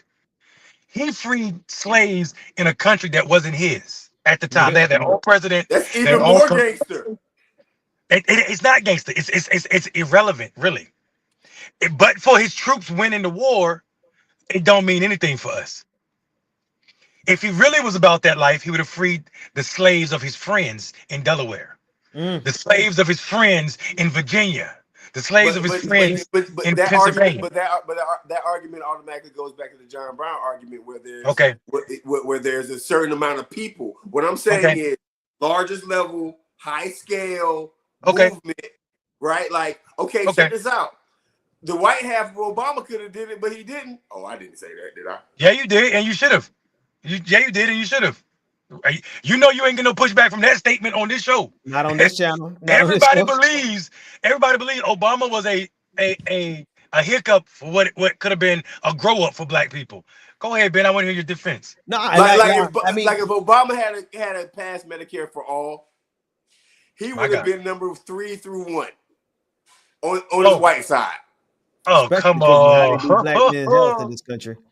But I as a matter of impact and policy, yeah, the only person you're missing is LBJ. But I will say Lincoln. I mean, I got no choice to do that. But you know, it's hard for me to do that when John Brown is on the screen, when John Brown is in the conversation. Because how many white folks? Oh, and the Lord told me to start talking about this today. And here it is, right here. How many white folks gonna put their life on the line for black people? Not just their life. How many whole family on the line? How many white folk gonna tell their family, if you turn in one of my black brothers and sisters, I'm gonna shoot you? Because that's what John Brown told his son. And anybody notice how John Brown looked like a young Lincoln a little bit? He looked like I was looking at that. I never paid attention to it until I just saw that picture. I'm like, wait a minute, is that Lincoln or John Brown? I'm like, is that Lincoln the lawyer? But look, that's what we are. I mean, and that's why it's so hard for me to. I will applaud you, Marcus, because you set us up two ways. Number one, you put Eminem on the cover, ain't even mentioned. Yeah. I was like, where are we going with this? It was a good one. And then two, you put that principle in there. You know we call that, though, Marcus. You know what we call that, don't you? Clickbaity. Clickbaity. Hey, hold on. Matter of fact, while we're at it, scroll up. Go to the next one, Ben. We can do this. We can go through these. We can go through these real quick. Because I'm bringing out my top 5. Of If you go, let's go. No. Let's go to the top 5 politically influential rappers of all time. Oh Jesus! All right, here we go. Is this clickbait Rappers of all again? time, going Better from 5 be. to 1. If Plus, you got some honorable dance up mentions there. at the end. Here we go. Number 5, Kanye West.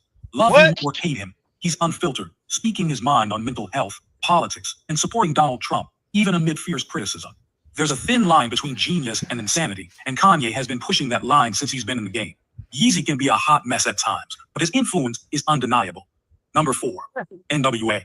Their explicit lyrics and controversy, like F the Police, shocked the world and sparked debates about free speech, police brutality, and censorship. They challenged authority and changed hip-hop forever. Number 3, Killer Mike. The Grammy Award winner has been a voice of reason, calling out how America treats Black folks and pushing for real change. And his endorsement of Bernie Sanders. It thrust him onto a stage showing not only can he make music, he cares about his society. Number 2, Public Enemy. They changed the game, using their lyrics for activism, shining a spotlight on systemic racism and police brutality, turning hip-hop into a tool for cultural and political revolution. Before we get to number 1, please like, subscribe, and share this video to spread the message. Number 1, Luther Campbell, aka Uncle Lou. Testing the limits of free speech with hits like Me So Horny. He made a song called Martinez, calling out the Florida governor who hated him at the time. The only rapper to take his music to the Supreme Court. Campbell proved that sometimes you gotta push boundaries to challenge authority and fight for artistic freedom. Honorable mentions, Tupac, KRS-One, and Dead Prez. Let's count down the top 5 most politically. I would have put all 3 of them in it. Yeah, that's this list. Marcus, come on now. Okay, so let me defend my list. All right. Kanye's on your list, but Dead Prez Let ain't me though. defend my list. The title of it is the most politically influential rappers of all time.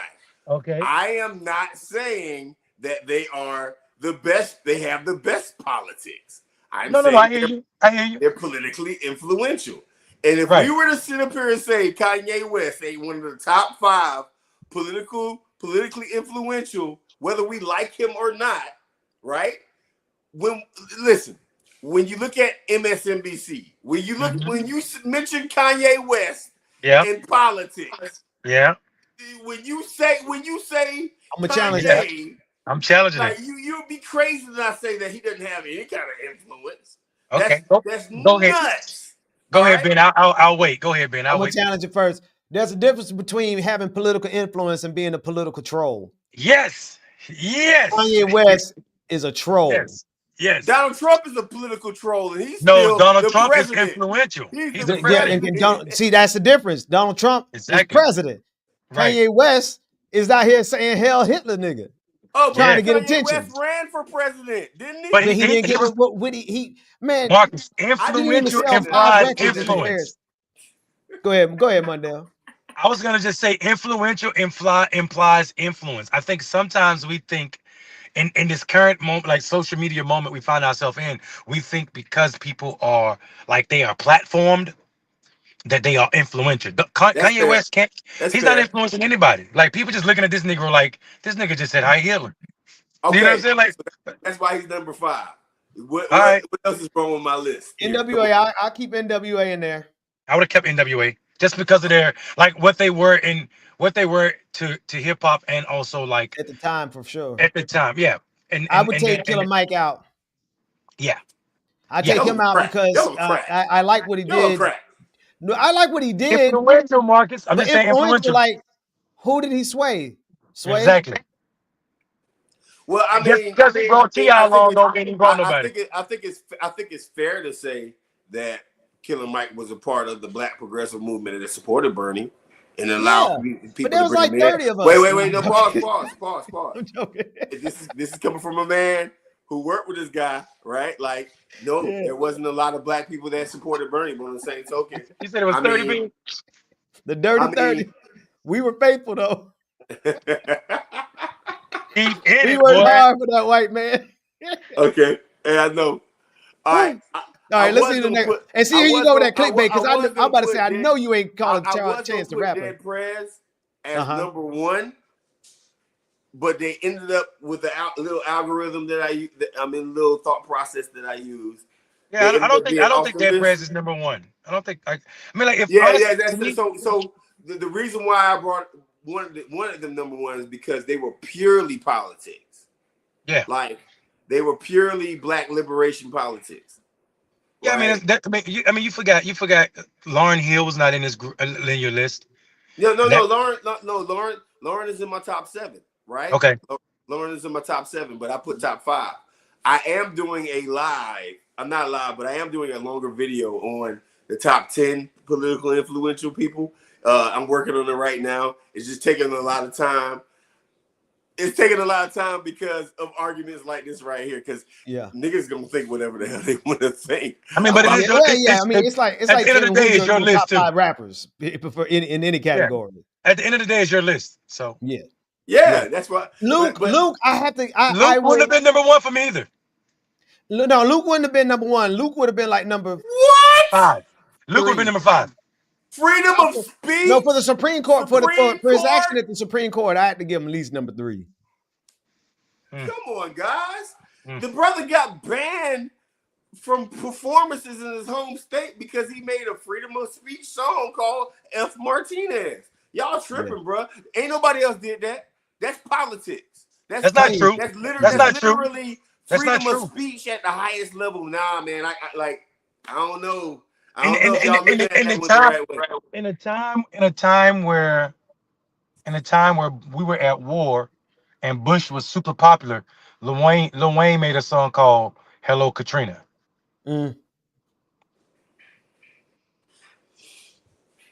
Yeah, that was. Hey, listen, man, you're absolutely right. He also made a very trash album recently, but garbage. Garbage. But I did see a theory on Lil Wayne's album that's very important. Can you please help me because I'm disgusted. Hold on. Lil Wayne's production on his new album was terrible, but his lyrics were fire. I don't know. I just couldn't get into it.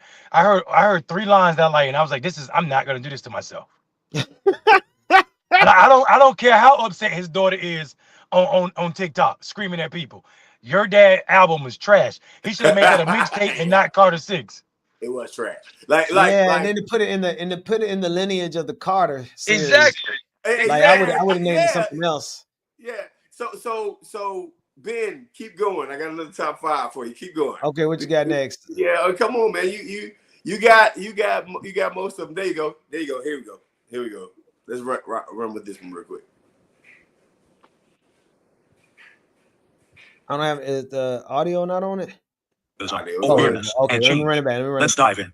We're counting down the top 5 films that shaped Black political consciousness, powerful stories that have inspired activism, awareness, and change. Let's dive in. 5. Fruitvale Station 2013, a raw look at police violence and the tragic real-life story of Oscar Grant. It highlights injustice and the ongoing fight for justice. 4. Do the Right Thing 1989, Spike Lee's masterpiece exploring racial tensions in Brooklyn, still incredibly relevant today. It confronts uncomfortable truths about race and community. 3. 13 2016, a documentary exposing the link between racial inequality and mass incarceration, a must-watch that reveals systemic racism in America's justice system. 2. Malcolm X 1992. This biopic tells the story of a revolutionary leader who challenged injustice and inspired Black empowerment and pride. Before we reveal number 1, please like, share, and subscribe to stay updated with more powerful content. 1. The Birth of a Nation 1915. Despite its controversial history, this film had a profound impact on racial discourse and protest movements, sparking activism for Black rights. Honorable mentions: Selma 2014, Mississippi Burning 1988, The Hate U Give 2018, and Sinners because it was lit. Sinners. We're counting down the top 5 films that shaped Black political. On that Birth of the Nation. Birth of the Nation. I'm glad you threw Birth of the Nation in there. You started out on fire with Fruitvale Station and then what was the next one? It was Fruitvale Station. Do the Right Thing. Right Thing. Yeah. You could have kept 13 for me. I mean, like that to me was not like that didn't inspire activism, and part of that is because if I'm being honest, I don't, that's some personal issues between me and some of the folk in the movie. But I think the 13th Amendment is important. Malcolm X, I had some problems. I'm a historical guy, and I love Malcolm X, for real Malcolm X. So I had some problems with Spike Lee taking, creative liberty with someone who had a well-documented life that he didn't have to lie about. I will say Birth of a Nation, that I like the way that you put that in there because people forget what that did to the Black community. when it was the first motion picture showed in the White House. Woodrow Wilson in 1915 choosing to show that as the first motion picture.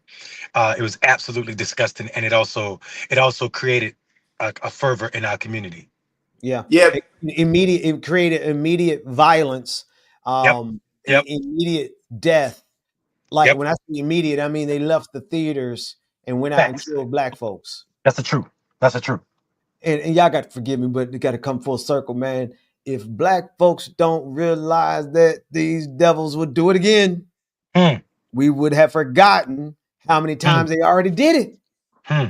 I think that's the problem. A lot of folks don't even realize how many times they've done that. But I digress. I think I agree. I actually agree with most of your list. What historical factors did you not like in Malcolm X that caught you off guard, I Mundell? think I think I think part of the problem is, Spike Lee chose the easy route. He chose the autobiography that wasn't really an autobiography about Malcolm X, Mm-hmm. and just some of the stuff, like, some of the behaviors of Malcolm X were not Malcolm X's behavior. Like, Okay. he wasn't as flamboyant as they would have you have him in the movie. And like a very conservative brother. And then there was main parts of his life, like the time he spent with his daughters, that was left out. The time he spent with Nina Simone's daughters was left out. When Nina Simone was being beat by her police officer husband, that was a massive part of his life. Like the role he played in other black people's life in Harlem, like I'm talking about famous black people, to make them like race conscious. All of that was left out, which leaves his fingerprints off of like so many other black people that are prolific in our communities. Some of the writers that we talk about, and like he gets no credit for bringing them to consciousness. And I think that should have been part of his legacy. Yeah. Let me ask you, Marcus, why don't you use your voice on these? Oh, real quick. Okay, so Oh yeah, I'm unleashing my voice in the next couple of weeks. that man said unleashing. Yeah, because my voice is powerful, bro. Unleash the Kraken. Unleash the Kraken. Yeah, but also That just got your new name, Marcus. Because Ben said unleash the Kraken. Now your new name is Davy Jones. If they know, they know. If they know, they know. If they know, they know. If they don't know, they don't know. No, you're right. So the reason why I haven't used them is because I wanted to get some of just some content up. It's quick to get content up, and also like there's certain people's voices that I like, but I'm just like I'm still learning. I'm still learning. I'm bringing content to y'all, and I have 400 planned. Okay. 400. I have 400 top 5 lists dealing with the black community. Let me let me give you just 2 things, man. If you put your voice on it and put a little bit of music behind it, I think you'd be getting like a couple million views. Well, easy. Yeah. So I'm just trying to figure out exactly. That's another thing. Copyright, right? I'm trying to figure out YouTube audio library. YouTube audio. Yeah. YouTube right, audio library. That's why we need to talk offline, so everybody will see our damn conversations, because I'm trying to get this shit to y'all too. But y'all don't answer my phone calls. When I try to call, I ain't got no phone, so I. Marcus, hey man, I'm on the list. Hey, Mondale, answer the phone. Hey, Ben, check this out. I'm sorry, Marcus. I'm so sorry. I'm so sorry I missed your calls. I'm nursing a broken back. And I'm so sorry for saying that you were a Democratic shield last time. You said what? We had to take 2 whole weeks off because of that. Yeah, I know. We had to take 2 whole weeks off because I done insulted Mondale. No. I think here, and honestly, here's I feel like this. I defend the Democratic Party more than you do. And then in arguments, like family do, sometimes shit gets said in arguments. I don't like, after you say something, Marcus, I feel like Marcus is gonna go too far, and then he gonna call me and be like, oh yeah, maybe I went too far. I'm sorry, or some shit, whatever. I don't really care about that. But if a motherfucker that don't know me, you don't like my apologies? No. You know that, man. No. Jesus Christ. Here we go. But I need you to hear this though. I mean I hear everything. Like I just I want to be held accountable for what I say and not Yeah. things I don't say. You know what I'm saying? And here's what I will say. Here's what I'm willing to admit. The Democratic Party is going down a dangerous road that some of the shit you say about them is about to come true if they don't get serious. This syntax shit, like we try to learn how to speak like black men and young men, is disgusting, and nobody is saying that. Like the fact that you putting $20 million into a think tank to learn how to speak. What are you gonna have the same people trying to say it in the rhythm and cadence of black men? What's going on my job, That's brother? yeah, bro. That to me is irky. Like Where you are really, my YNs? Yeah. yo, Yo. oh my How about god. that? Yo, Now, what they when gonna do? the first, They gonna do a whole workshop on the black nine, on the black man nine. I'm telling you, man, it's gonna be bad, bro. Listen, Oh, y'all, you I'm know in what these else streets. though? Let me tell you why else I feel like Marcus might end up prevailing in this Democratic conversation because of Because the same Israel, people are the same people in charge. Oh wow. because of Israel. Oh my God. Yeah, yeah. I got a real problem with especially black Democrats. But right now, y'all standing behind Israel after all they done did. Is it the money or is it the philosophy? Because either one of them, y'all need to go to hell. I'm gonna Hey tell man, you what somebody said in my DM the other day. we Let need me to tell you talk something. about this. Let me tell We you need to somebody said talk in my about this real DM. quick. Hold on, Monday. One thing, real quick. Go ahead. Hey man, Al Sharpton. Look here, Al. That What New he done York said? mayor's race, that ain't for you to be endorsing in. Sit down. Why does the black misleadership class Doing what they do? always have to figure out who the most moderate person is that's running, that has the Hold on. most money, and Hold on. support Hold on. that Hold on. person? Who the Al? Who the Al? Who the Al? Oh my God. Who Al that opened his mouth about him? Today, Al Sharpton decided that he was going to endorse Cuomo. Nah. Nah, Come on. I did, Marcus. Come on, man. Look it up. Oh my God. No, he But didn't. I'm the bad guy for calling these monkey ass. Look, dude, I like my politics. Ben, Zirhan is like why did you do this? No. Why did you pull up this Al? This is not okay. This nigga here endorsed Andrew Cuomo. Ben, why'd you pull up this Al? He endorsed him. He endorsed him the day after the poll came out. That what's your boy named Zirhan? Zoran. He endorsed him after Zoran first poll saying that he was in the lead. Oh, because he killed Cuomo in the debate. Did you see it? He Killed murdered him. Molly Say my Whopper. name. First degree. He said, first of all, he said, and it's Mambi. Say it right, boy. He was on some baby. He was on some baby stuff in that. He was like baby at the Breakfast Club. He killed him, dog.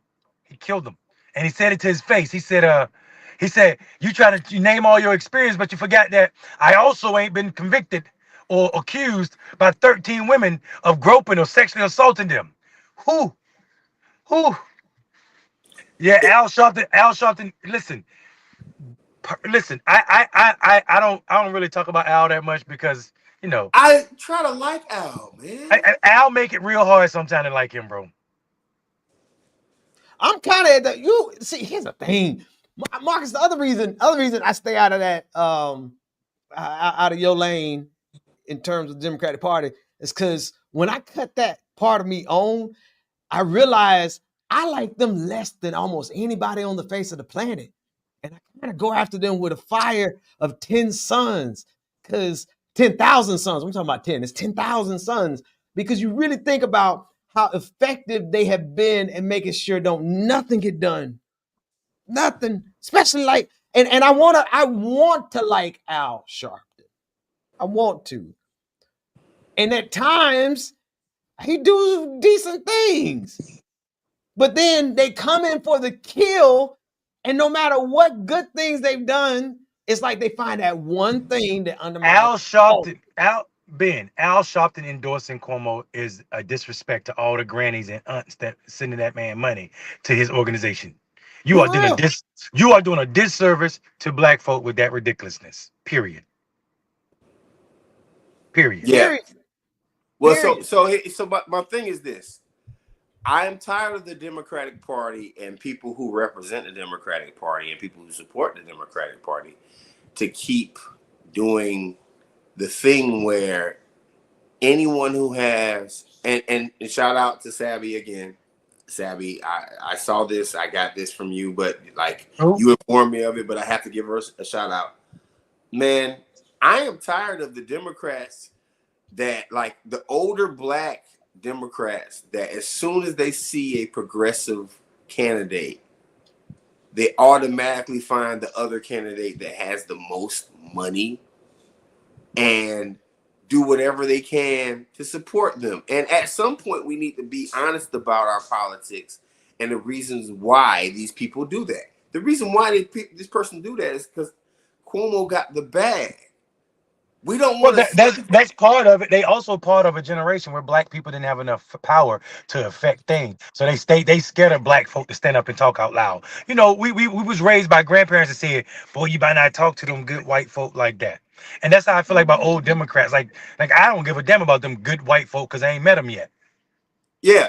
Well. So I guess I'm from that generation also, but I questioned them niggas when I was like 3 years old, 5 years old, 7 years old. Like, why? Right? Like, I got beat a lot. My mom will tell you.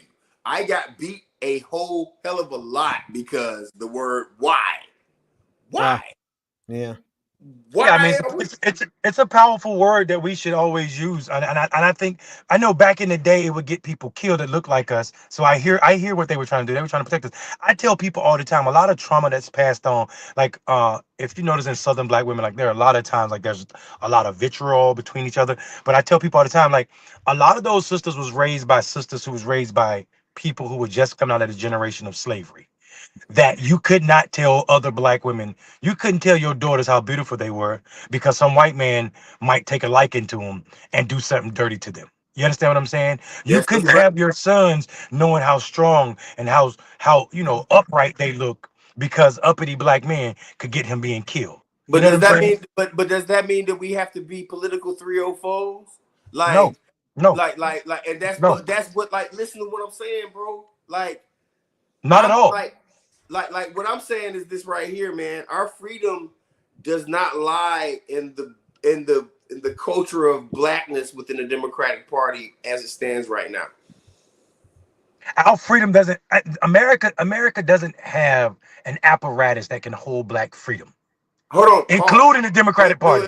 And what I Pause. mean by that is, if it did, then we would have had reparations. Well, okay, no, If we no. So did, wait, 40 wait. acres and a mule would have been a thing, and everybody would have got their stuff, and land would have got taken back. Hmm. No, you're absolutely right. What I meant was, as it stands right now, I've been going back and forth because of this brick wall surrounded by current Democratic politics that is falling line. The brick wall is falling line.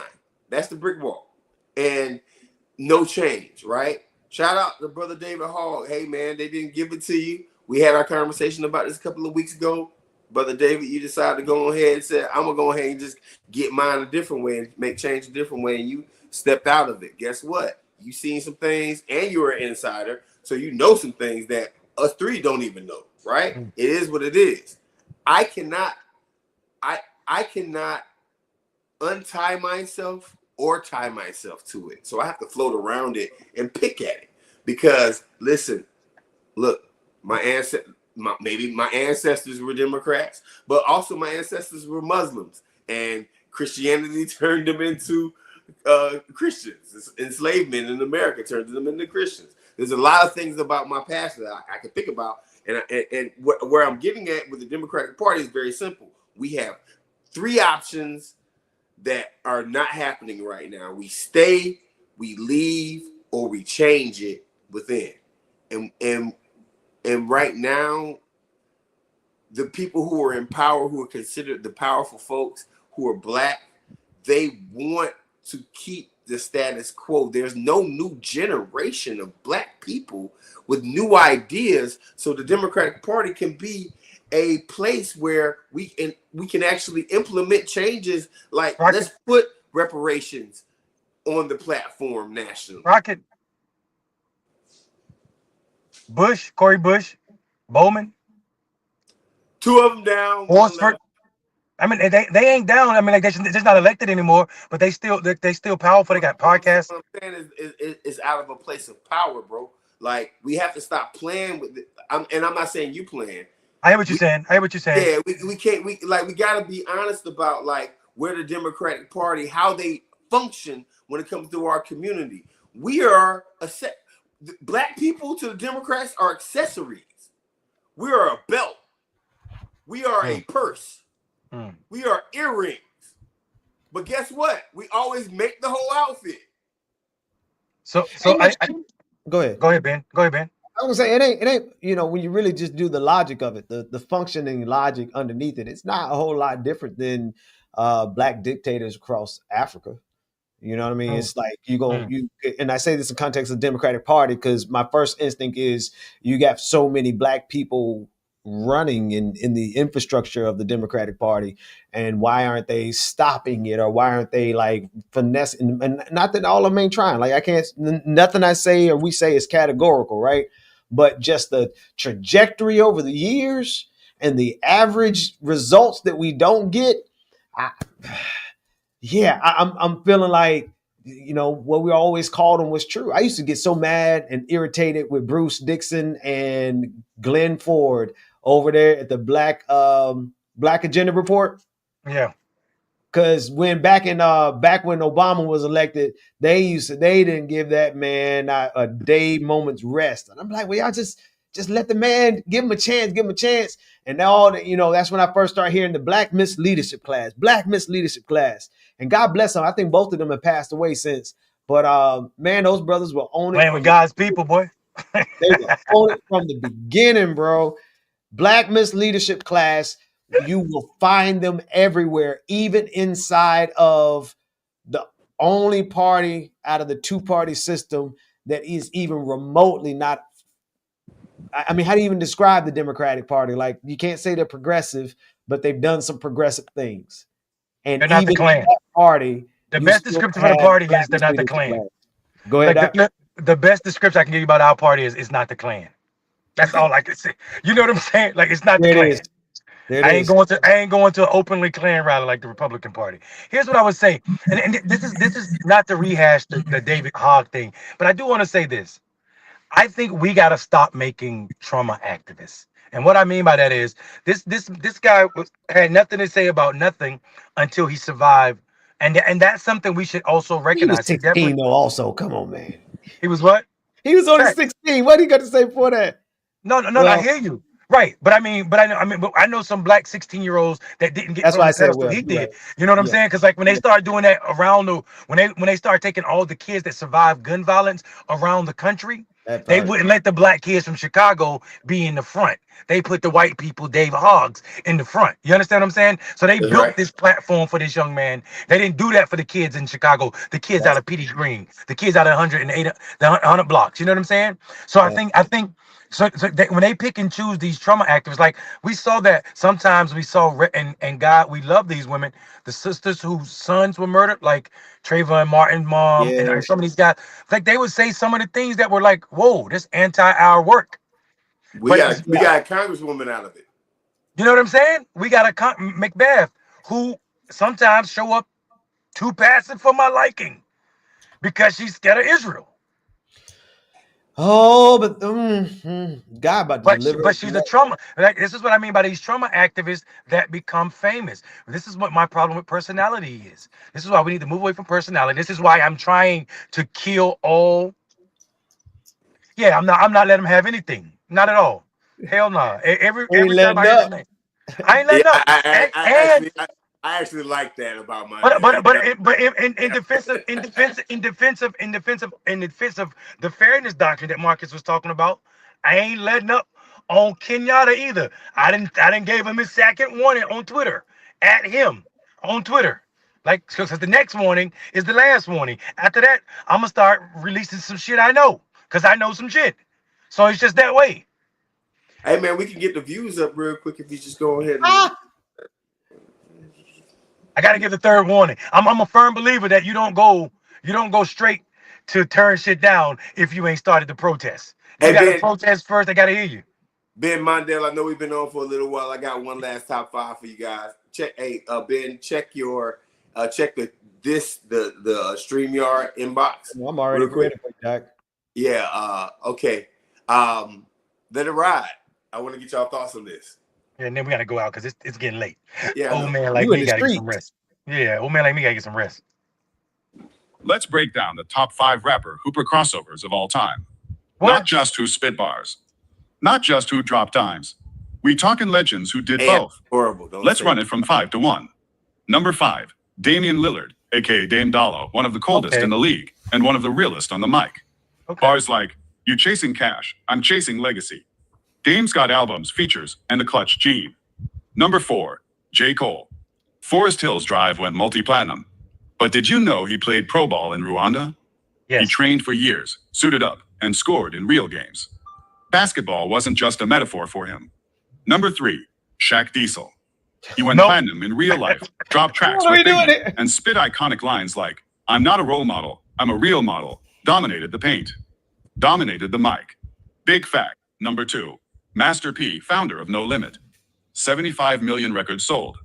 And he balled for the Hornets and Raptors in the preseason. He Scored did. real points. Almost made the league. This wasn't a gimmick. This was grind. If you're feeling this list, like, subscribe, and share for more hip-hop Y'all history gonna and hate basketball fire. And number 1, Lonzo Tony Ball. Parker. 4 NBA rings. Finals MVP. How And a you platinum French rap album that charted across Europe.